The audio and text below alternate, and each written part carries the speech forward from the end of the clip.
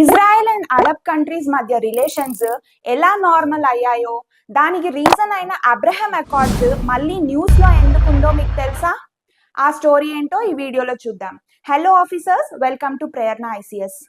Recent గా US president Donald Trump Kazakhstan కూడా Abraham Accords లో జాయిన్ అవ్వబోతోంది అని అనౌన్స్ చేశారు.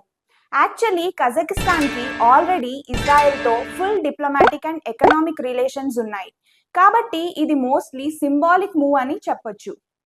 అబ్రహం అకార్డ్స్ అంటే ఇజ్రాయెల్ అండ్ అరబ్ కంట్రీస్ మధ్య రిలేషన్స్ నార్మల్ చేయడానికి వచ్చిన అగ్రిమెంట్స్. ఇవి సెప్టెంబర్ 2020లో సైన్ చేశారు.